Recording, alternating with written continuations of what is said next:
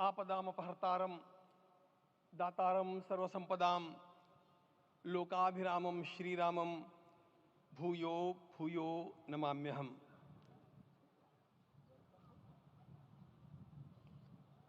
आज अंतःकरण अत्यंत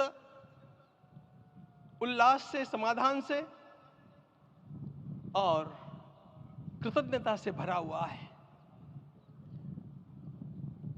हमारा संपूर्ण राष्ट्र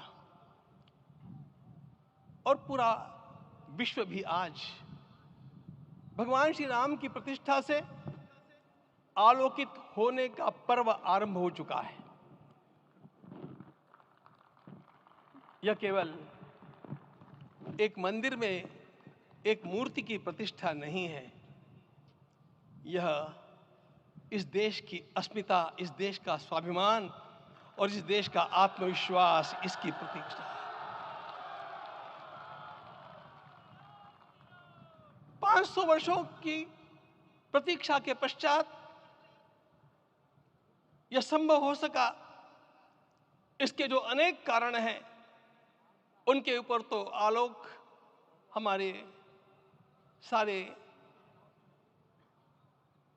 सम्माननीय अभ्यागत डालेंगे ही।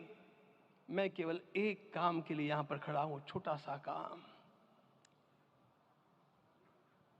कारण तो अनेक होते हैं, लेकिन अनेक कारण मिलते मिलते आखिर वे एक विशिष्ट स्तर तक पहुंच जाते हैं और उस स्तर पर कोई महापुरुष हम लोगों को उपलब्ध होता है और उस विभूति के कारण युग परिवर्तित हो जाता है। इस प्रकार का परिवर्तन लाने के लिए अपने जीवन को साधना पड़ता है और इस प्रकार जीवन साधने वाले हमारे इस देश की परंपरा के अनेक महान रत्नों में आज हम लोगों को समय की आवश्यकता, युग की आवश्यकता, सनातन के अंतःकरण की आवश्यकता के रूप में हमारे सम्माननीय प्रधानमंत्री जी प्राप्त हुए हैं।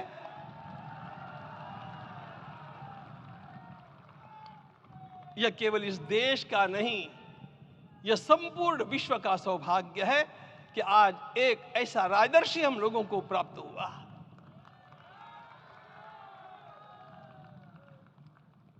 आपके मंगल हाथों से आज प्रतिष्ठा होने की बात थी, वह स्वाभाविक भी था, वो होना ही था मित्रों। लेकिन मुझे इस बात का आश्चर्य हुआ जब मुझे लगभग 20 दिन पूर्व समाचार मिले कि माननीय प्रधानमंत्री जी को इस प्रतिष्ठा के लिए स्वयं अपने लिए क्या क्या अनुष्ठान करके सिद्ध करना चाहिए, स्वयं को उसकी नियमावली आप लिख करके भेजें।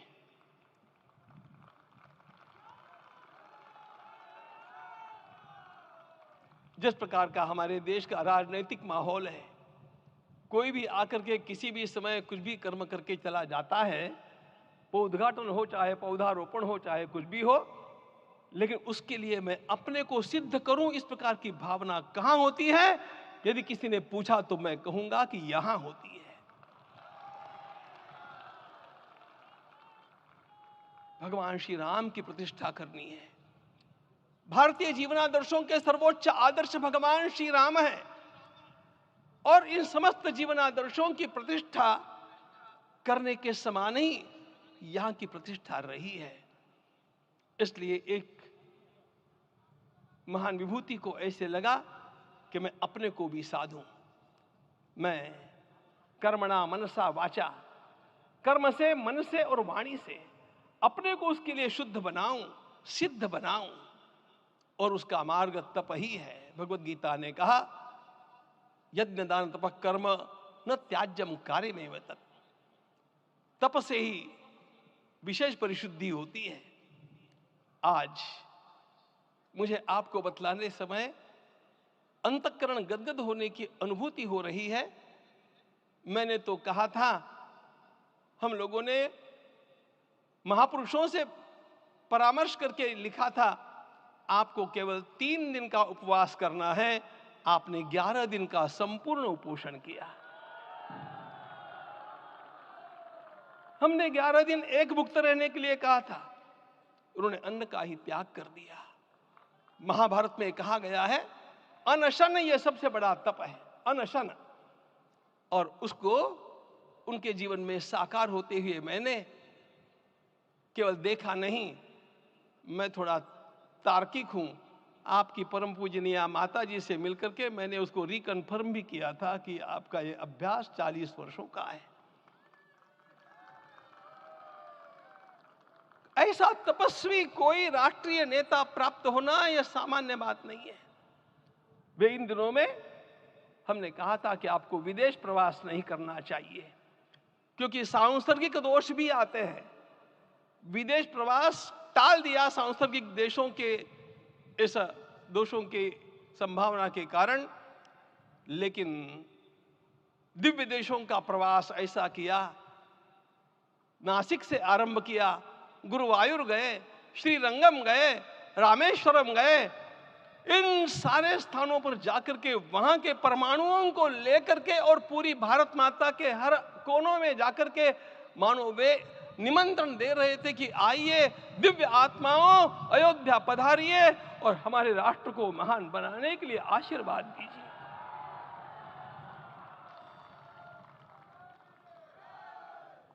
हमने केवल कहा था 3 दिनों तक आपको भूमि शयन करना चाहिए।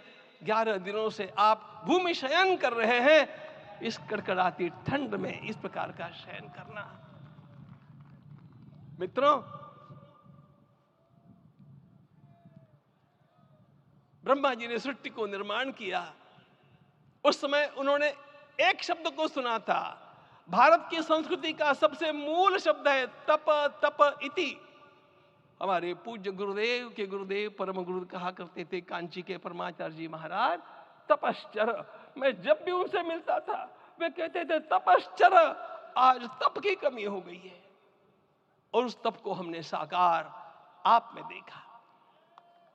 मुझे इस परंपरा को देखते हुए केवल एक राजा याद आता है जिसमें यह सब कुछ था, और उस राजा का नाम छत्रपति शिवाजी महाराज।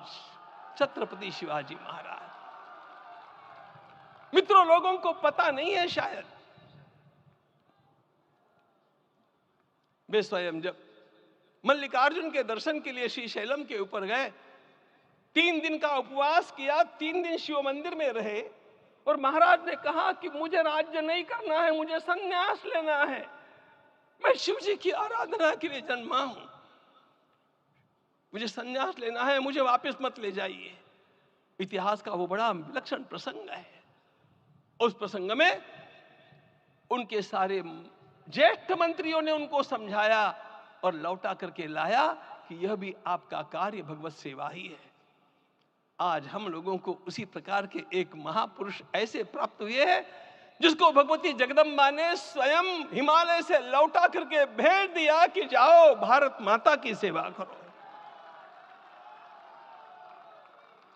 तुम्हें भारत माता की सेवा करनी है। मैं अपने को कभी श्रद्धा रखने के बारे में भावुक नहीं पाता हूं, लेकिन कुछ स्थान ऐसे होते हैं जहां पर आदर के साथ अपना मस्तक अपने आप झुक जाता है।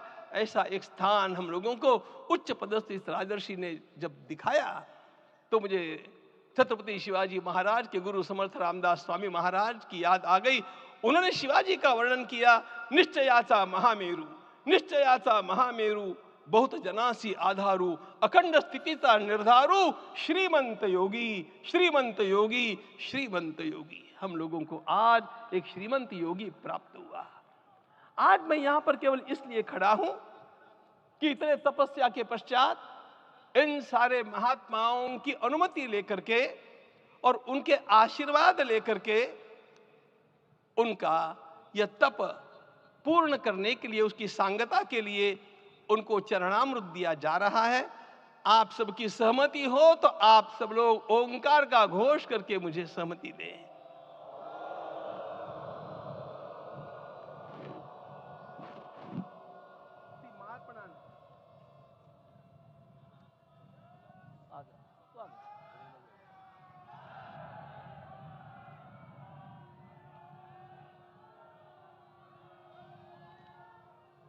अपना उपवास पूर्ण कर रहे हैं माननीय प्रधानमंत्री जी।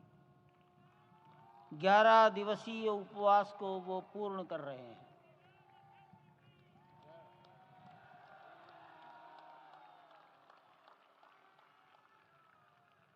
मैं श्री राम जन्मभूमि तीर्थ क्षेत्र के अध्यक्ष पूज्य महंत नृत्य गोपाल दास जी महाराज, मणिराम छावनी अयोध्या के श्री महंत के चरणों में निवेदन करता हूं आशीर्वचन के लिए।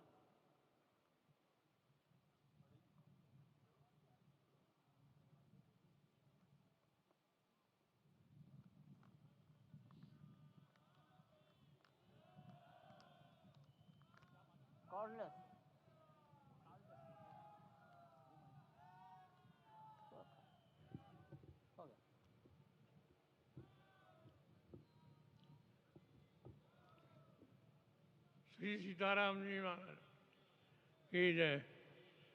बड़े सौभाग्य की बात है, भगवान राम की पावन जन्मभूमि पर भगवान का महोत्सव हो रहा है।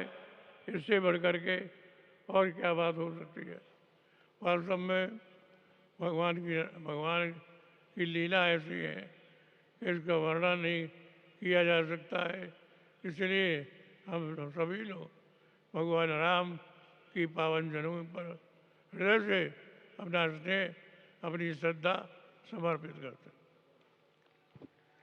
माननीय मुख्यमंत्री योगी आदित्यनाथ जी महाराज।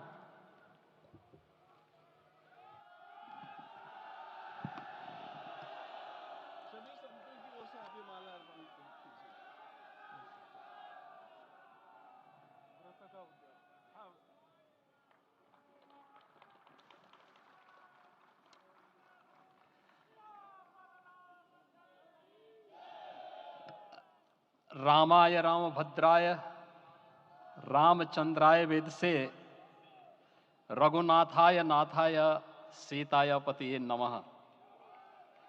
श्री रामलला भगवान की, श्री रामलला भगवान की।